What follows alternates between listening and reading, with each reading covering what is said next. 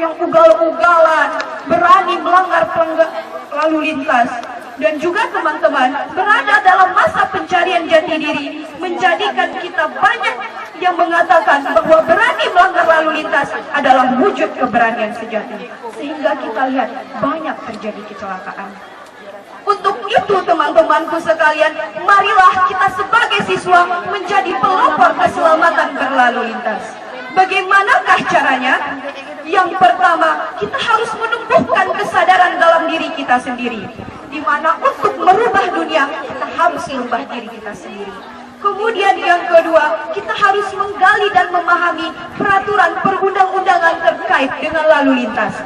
Seperti Undang-Undang Nomor 22 Tahun 2009, Undang-Undang Nomor 43 Tahun 1993, Pasal 17 dan 19 tentang rambu-rambu lalu lintas dan marka jalan. Undang-Undang 6 dan 7 KM 72 Tahun 1993 tentang bahan dan persyaratan konstruksi helm. Yang ketiga, teman-temanku, kita harus menerapkan ilmu pengetahuan yang kita ketahui dalam kehidupan sehari-hari. Seperti menerapkan teori sadar untuk mendapatkan tertib lalu lintas yang aman, nyaman, dan menyenangkan. S. Sabar, sopan, dan solidar dalam berlalu lintas. A. Awas, waspada, dan hati-hati dalam berlalu lintas. D. Disiplin dan taat terhadap peraturan perundang-undangan lalu lintas. A. Antri, artinya tidak boleh menyerobot saat lalu lintas dalam keadaan macet. R. Rawat diri dan kendaraan agar selalu siap pakai dan layak jalan. Selanjutnya teman-teman, kita harus menumbuhkan kesadaran di lingkungan sekitar kita. Yang pertama, mengingatkan dan memberitahukan lingkungan tentang pentingnya tertib berlalu lintas. Kemudian yang kedua, kita harus berani menegur orang yang melanggar peraturan lalu lintas. Contohnya, menegur teman-teman kita yang ugal-ugalan, menegur sopir bus yang ugal-ugalan. Kemudian yang ketiga, kita harus mengingatkan orang tua untuk selalu memakai helm berstandar nasional Indonesia saat berkendara dengan menggunakan sepeda motor. Kemudian yang keempat, kita senantiasa untuk mensosialisasikan lalu lintas ini lewat organisasi yang kita miliki. Misalkan dalam organisasi OSIS, Pramuka, dan juga Pasusra. Kemudian kunci yang kelima adalah senantiasa berdoa kepada Tuhan Yang Maha Esa. Karena Tuhanlah tempat bergantung segalanya, maka limpahkanlah keselamatan dan perlindungan kita di tangan Yang Maha Kuasa.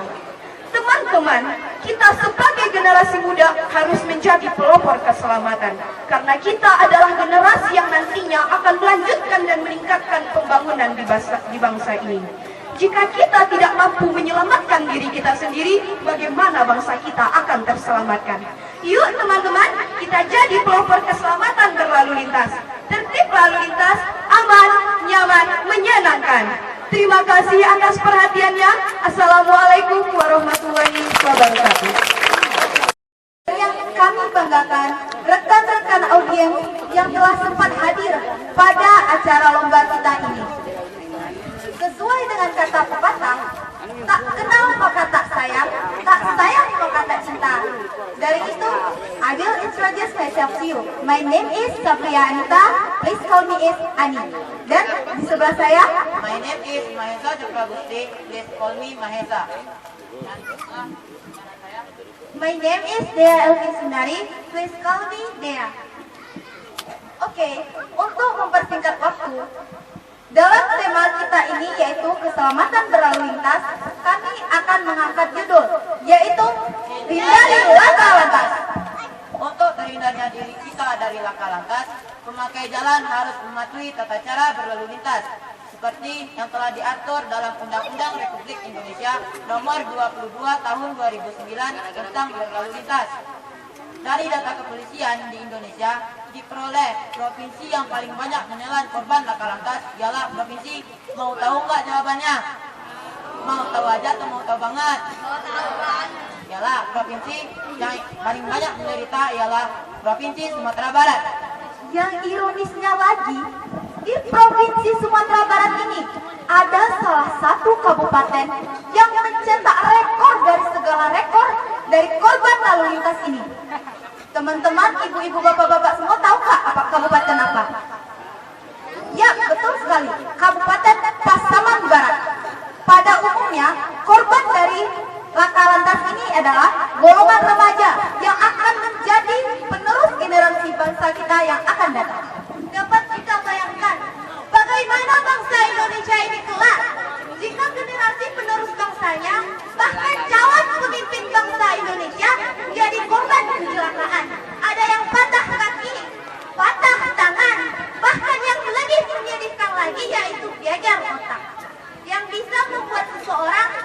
manusia dan tidak berpikir secara wajar. Bagaimana tidak dikatakan bahwa masa sekarang ini disebut orang banyak adalah masa bodoh, dan lebih ironisnya lagi masa sekarang ini dinamakan masa bodoh amat bodoh.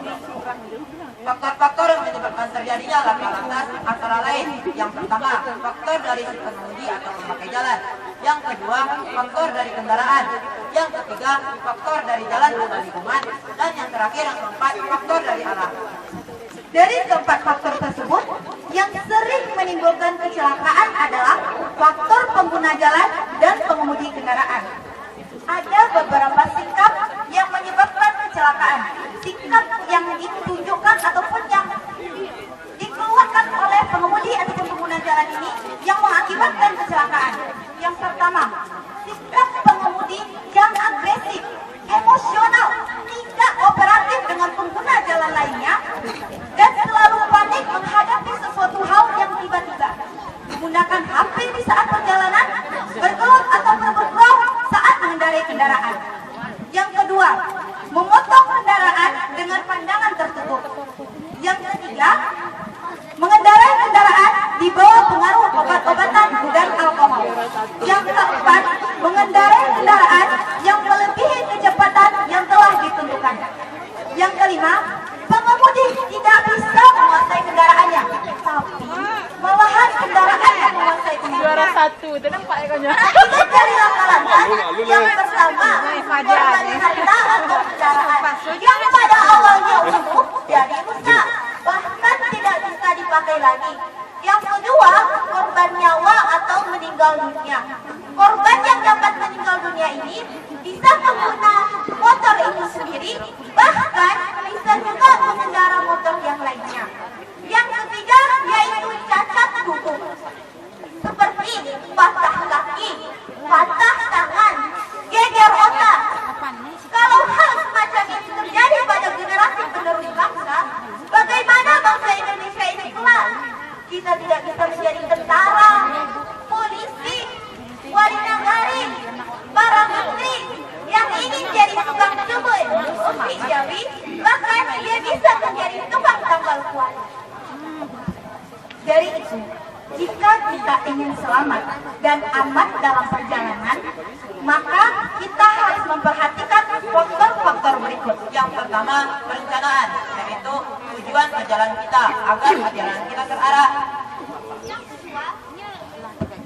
Yang kedua, kondisi pengemudi.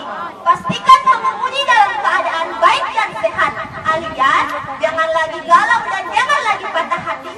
Karena biasanya nih ya, kalau orang lagi patah hati, berkendaraannya itu tidak fokus, suka ugal-ugalan, karena meluapkan isi hatinya yang lagi sedih dan lagi marah karena diputusin oleh Faihani gadis Siti bala-balanya.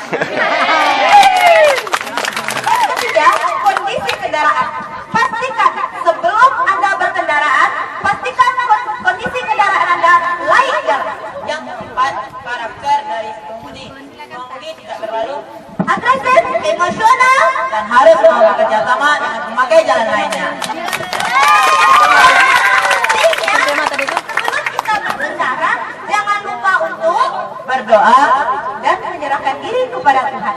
Seperti dalam agama Islam kita telah belajar doa sebelum mengendarai kendaraan yang akan dibacakan oleh Kori SMP Negeri 1 Luhanan 2. A'udzu billahi minasyaitonir rajim.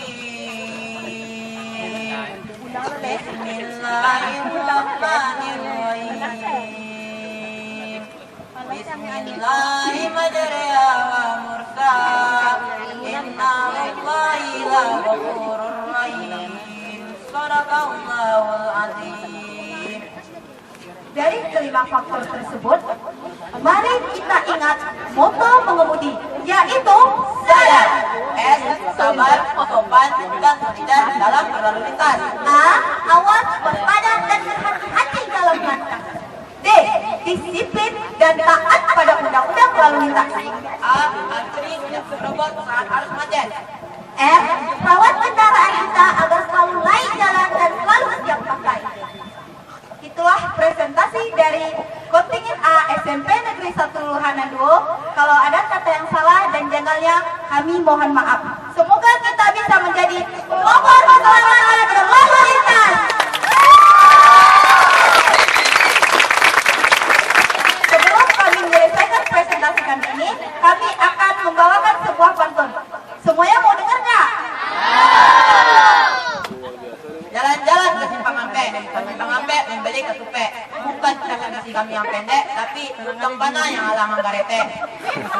Kelompok F, muda, kelompok F,